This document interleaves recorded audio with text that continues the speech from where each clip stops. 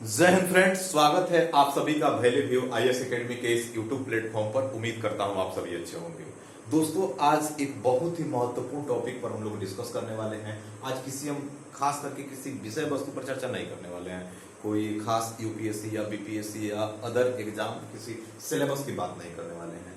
आज एक हम समसामयिक मुद्दे जो अभी के समय में काफी चर्चा में है और जो भी सिविल सर्विसेज का प्रिपरेशन कर रहे हैं, खासकर वह मेल कैंडिडेट हो या फीमेल कैंडिडेट हैं, इस न्यूज को आप लोगों ने कहीं ना कहीं जरूर पढ़ा होगा और इसमें आप लोगों ने अपना ओपिनियन जरूर दिया होगा कि हाँ, यहाँ मेल गलत है, यहाँ फीमेल गलत है, वट एवर। सबकी अपनी अपनी एक मानसिकता है और इस टॉपिक पर मैंने समझा कि इस पर एक बेहतर ओपिनियन रखा जाए। और जो मैं अपना ओपिनियन रखूंगा, ये मेरा अपने पर्सनल थिंकिंग है, ये मेरा अपना मानना है। इसको कोई भी आप लोग पर्सनली लेने का प्रयास नहीं करेंगे। देखिए, मुद्दा क्या है? मुद्दा यह है कि एक इंसान जो ग्रुप डी लेवल की जॉब करता है और वह अपनी बीवी को पीसीएस अधिकारी की तैयारी करने का प्रयास करता है और लगभग 3-4 साल उसकी तैयारी करने के बाद उसकी जो वाइफ है वह एक पीसीएस अधिकारी बन जाती है, एसडीएम बन जाती है। लेकिन एसडीएम बनने के बाद उस महिला के अवैध संबंध किसी दूसरे अधिकारी के साथ देखे जाते हैं और वह अपने पहले पति को तलाक देने की बात करती है और अपने संबंध को खत्म करने की बात करती है। यह है मुद्दा। अब आप ये सोच रहे होंगे कि आखिर इसमें पूर्ण जो गलती है वो महिला की है, लेकिन मेरा इस मुद्दे को देखने का तरीका जो है वो बिल्कुल डिफरेंट है। मैं थोड़ा सा अलग इस मुद्दे पर विचार रखता हूँ। कुछ लोग हमसे भी पूछे कि अगर आप इस जगह पर आप होते तो आप किसको गिल्टी मानते, खुद को या मतलब आपके अगर साथ हुआ रहता तो अपोजिट जेंडर वाले को आप गलत मानते? तो मैं इसका अभी आने वाले कुछ मिनटों में इसका जवाब दूंगा अच्छा से। इसके पहले मैं कुछ एग्जाम्पल देने का प्रयास करता हूं और चीजों को जोड़ने का प्रयास करता हूं। देखिए, एक मूवी आई थी, आप लोगों ने सूर्यवंशम देखा था, जिसने हीरा ने अपनी वाइफ को पढ़ाया और उसकी जो वाइफ है वो एक आईएएस बनी। एक मूवी आपने देखा होगा कि शादी में जरूर आना। उस मूवी में दिखाया गया है कि लगभग एक महिला को अगर पीसीएस का रिजल्ट आ जाता है तो अपने वो शादी को तोड़ देती है। और ये इंसिडेंट अभी जो मैं चर्चा कर रहा हूं, जिनका नाम है ज्योति मौर्य और उनके हस्बैंड है आलोक मौर्य, उनकी एक कहानी की चर्चा है। तो लगभग तीनों चीजों को एक साथ जोड़ेंगे। और एक चीज मैं जो रियल घटना अभी हुआ है, रसिया में एक वेगनार ग्रुप की आर्मी है जो प्राइवेट आर्मी है और उसको प्रेगोजिन नाम के जो उसके लीडर हैं उसको लीड कर रहे थे और उनके द्वारा रसिया में कूप करने का प्रयास किया गया। और वर्तमान संदर्भ ऐसा है कि बेलारूस के जो हेड ऑफ द स्टेट है लुकाशेंको, उसने मध्यस्थता किया रूस और प्रेगोजिन के बीच में और मामला रफा दफा हो गया। और आप लोगों ने अगर न्यूज पढ़ रखा होगा तो आप देख रहे होंगे कि प्रेगोजिन जो है अभी बेलारूस जा चुके हैं। अब व्लादिमीर पुतिन ने यहाँ पर 2 टर्म्स एंड कंडीशन रखे हैं, 2-3 टर्म्स एंड कंडीशन रखे हैं उस वेगनार ग्रुप में, जिसमें लगभग 25,000 सेना।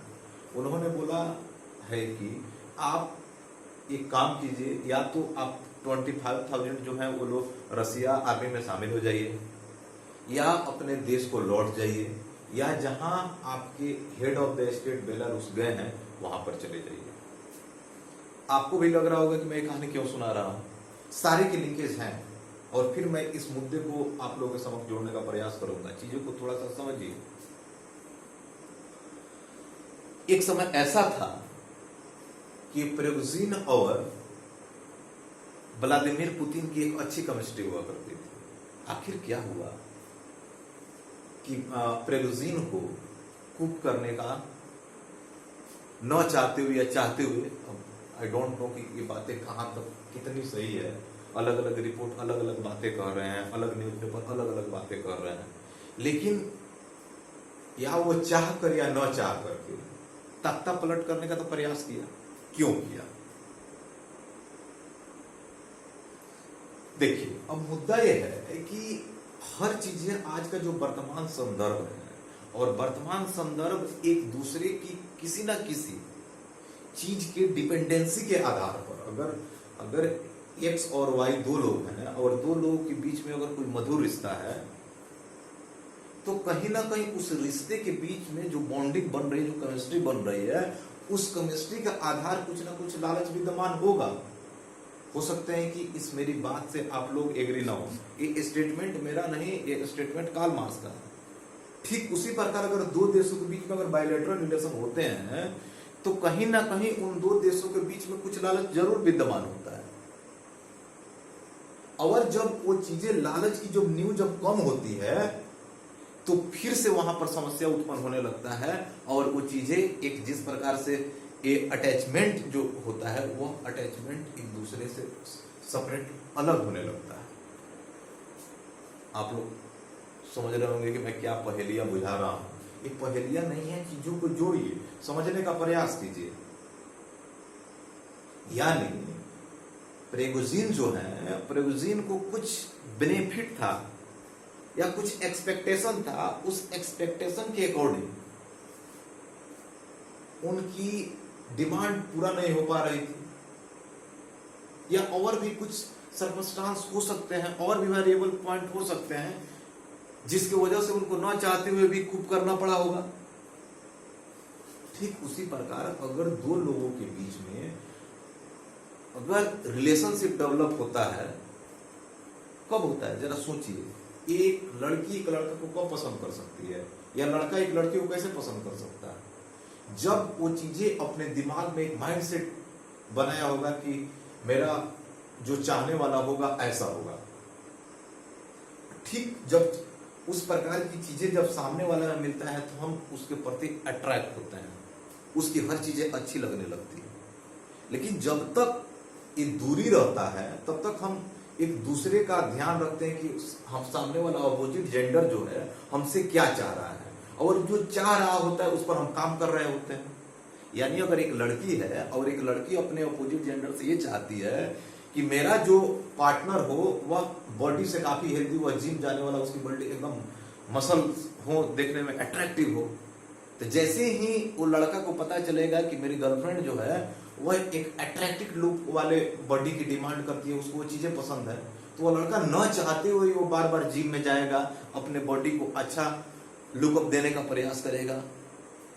लेकिन ध्यान रखिए कि जिस दिन अगर वो लोग एक साथ रहना शुरू कर दिए, एक लंबा टाइम अगर वो लोग देंगे, तो उसके बाद से जो मेल पर्सन है, जिससे जो फीमेल पर्सन है जो अपने मेल से एक्सपेक्ट करती है, तो आने वाले समय में जो मेल पर्सन होगा वह खुद पर काम करना बंद कर देता है।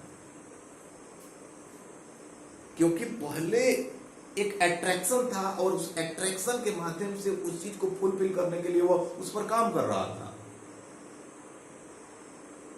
और 90% केस में जो रिलेशनशिप होते हैं इसी कारण से ब्रेक होते हैं। लेकिन जरा सोचिए कि अगर जो बॉन्डिंग है मैरिज के पहले और मैरिज होने के बाद अगर मेल पर्सन उतना ही काम करे जिस प्रकार से उसके जो अपोजिट जेंडर है वो डिमांड कर रही है, यानी कहने का मतलब है कि उसकी वाइफ चाह रही है कि उसका हस्बैंड ऑलवेज गुड लुकिंग हो, तो जब उस चीज को आप हमेशा ध्यान में रखेंगे, उस गुड लुकिंग का ऑलवेज ध्यान रखेंगे, उस पर खुद से काम करेंगे, तो क्या इस प्रकार का सेपरेशन जोन डेवलप होंगे? क्या आप कहेंगे कि बिल्कुल नहीं होंगे। तो जो रिश्ते जब टूटते हैं, तो चूंकि हम जो मैरिज से पहले की स्थिति जो होती है उस स्थिति से हम लोग अलग हट जाते हैं आफ्टर मैरिज। और जो लोग इस चीज को समझते हैं, ह्यूमन बिहेवियर को जो लोग समझते हैं, उसका वो लोग ख्याल रखते हैं, जिसकी वजह से उनके रिश्ते जो होते हैं ऑलवेज के लिए मधुर रहते हैं। अगर मैं यहां कहूं इस आलोक मौर्य के केस में और इस ज्योति मौर्य के केस में, आखिर ज्योति मौर्य को अट्रैक्शन किसी अदर पर्सन के साथ क्यों हुआ? मामला सीधा क्लियर है, क्योंकि उसका एक माइंडसेट डेवलप हुआ होगा और माइंडसेट के अकॉर्डिंग हुआ, उसके अकॉर्डिंग अट्रैक्ट हो गई होगी। लेकिन जरा सोचिए कि ये आलोक मौर्य जो है, ये आलोक मौर्य अगर अपने वाइफ को अप्रोच कर रहे थे, उनको सपोर्ट कर रहे थे कि हाँ आप बहुत बेहतर कीजिए, और साथ में अपने आप को भी बिल्डअप देने का प्रयास करते, मेहनत करते, तो एक क्रिएटिविटी डेवलप होता।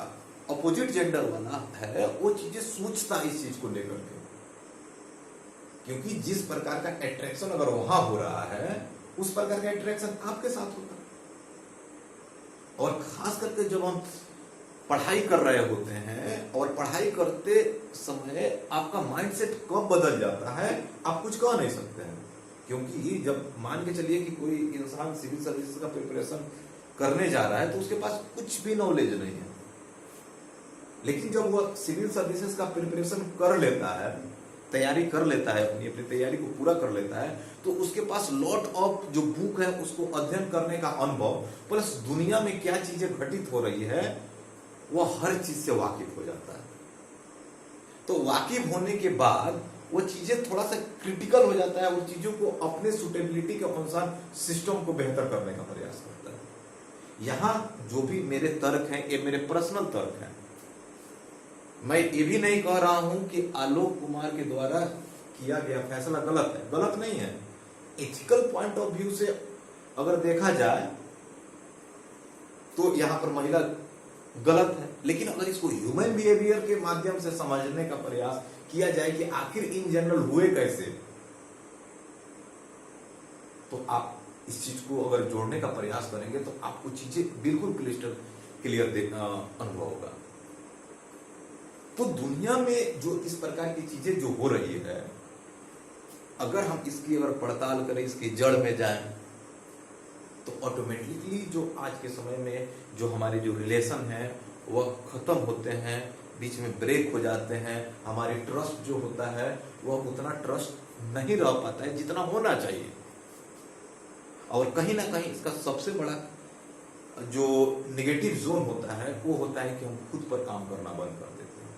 और कभी भी अपने रिलेशनशिप को अगर बेहतर करना है तो यकीन मानिए कि जिस प्रकार की चीजें ऑपोजिट जेंडर आपका चाहता है उस पर आपको काम करने होंगे, सिर्फ प्रेजेंट टाइम में नहीं, फ्यूचर टाइम में, जब तक आपकी लाइफ है। अगर आप मेल हैं तो आप किसी के नजर में हीरो हैं, तो उस हीरो का जो रोल है उस रोल को अदा कीजिए। अपोजिट जेंडर जिस माध्यम से आपके प्रति अट्रैक्ट हुआ उस पॉइंट पर खड़े रहना आपका दायित्व है, और उस पॉइंट को मेंटेन रखना भी आपका दायित्व है। जिस दिन आप मेंटेन नहीं रखेंगे यकीन मानिए चीजें उल्टी हो जाएगी। एक आपने शब्द सुना होगा, सर्वाइवल ऑफ द फिटेस्ट। आप जब बायोलॉजी का क्लास करते हैं तो इनिशियल स्टेज में ही बताया जाता है चीजें कि जिसे अगर मानव का अगर जन्म होता है तो जब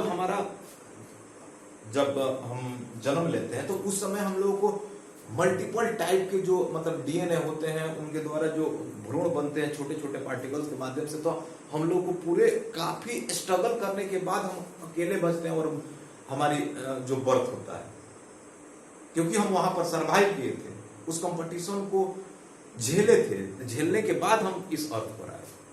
तो इंसान जो है इसी चीज को नहीं समझ पाता है और उसमें लॉट ऑफ समस्या उत्पन्न होती है। तो चाहे आप शादी में जरूर आना मूवी को देखें और इस चीज को लिंक करें, चाहे आप हीरा ठाकुर का जो एक सूर्यवंशम मूवी आई थी उसको आप देखें, वहां पर तो चीजें हर तरीका से सकारात्मक बताया गया है, वहां पर किसी प्रकार का कंफ्यूजन नहीं होना चाहिए। लेकिन शादी में जरूर आना हो गया या अभी का जो इंसिडेंट अभी के समय में जो चल रहा है ये बड़ा मुद्दा है और इसको जानना ज्यादा महत्वपूर्ण हो जाता है। तो उम्मीद करता हूं कि जो मैं चीजें आपको बताने का प्रयास किया इस वीडियो के माध्यम से कि इन जनरल हुए क्या और क्या होना चाहिए, तो यहां पर मेरे पॉइंट ऑफ व्यू से देखेंगे तो सिर्फ महिला को गलत करना किसी भी एंगल से उचित नहीं लगता। हाँ, एथिकल पॉइंट ऑफ व्यू से वो गलत है, उनको ऐसा नहीं करना चाहिए, वो नैतिक नहीं है। जब आप यूपीएससी का एक पेपर है जीएस पेपर 4 में इथिक्स की बात की जाती है, और इथिक्स में खास करके नैतिकता के बारे में विशेष कर समझाने का प्रयास किया गया कि कौन इंसान नैतिक है, इंटीग्रल इंसान कौन है, नैतिक कौन है, वो चीजें अलग है। लेकिन ह्यूमन बिहेवियर जो है, कैसी चीजें जो चेंज होती है, साइकोलॉजिकल इफेक्ट क्या होता है, इसको भी हमें जानने की जरूरत है। और इस चीज को जैसे हम जानते हैं तो हमें कहीं ना कहीं ये चीजें समझ में आने लगती है कि हाँ, रियल में इस प्रकार के इंसिडेंट क्यों हो रहे हैं। और जब आप इस चीज को समझ लेंगे कि हाँ, इस प्रकार के इंसिडेंट क्यों हो रहे हैं, और जब इस पर आप काम करना शुरू कीजिएगा, तो यकीन मानिए आपकी जो रिलेशन होंगे वो रिलेशन काफी स्ट्रॉन्ग हो जाएंगे आने वाले समय। तो उम्मीद करता हूं कि मैंने जो ये चीजें बताया उससे आप लोग एग्री होंगे, और खास करके मैं किसी एक पर्टिकुलर जेंडर को मैं अपर लेवल में बढ़ाने का प्रयास नहीं कर रहा हूं। मैं इस चीज को जस्ट एक अपना पॉइंट ऑफ व्यू दिया। यहाँ मैं आलोक मौर्य को गलत नहीं कह रहा हूं। आलोक मौर्य जो डिमांड कर रहे हैं, उनकी भी एक अपनी डिमांड है, वो सही है, इथिकल पॉइंट ऑफ व्यू से उसको सही होना जाना चाहिए। लेकिन महिला का जो अप्रोच है, इस चीज को भी समझना जरूरी है। मैं इसकी कहानी नहीं बता रहा हूं कि केस कहां से शुरू हुआ, थोड़ा सा मैं इसको भी थोड़ा सा बता दे ही देता हूं कि लगभग जो ये आलोक मौर्य हैं, ये ग्रुप डी लेवल के जॉब में है। 2009 में इनकी जॉब लगी थी और 2010 में इनकी शादी हुई ज्योति मौर्य के साथ, और लगभग 2015 में 4-5 साल तैयारी करने के बाद ये ज्योति मौर्य एसडीएम बनी। यूपीपीसीएस में उनका सिलेक्शन हुआ।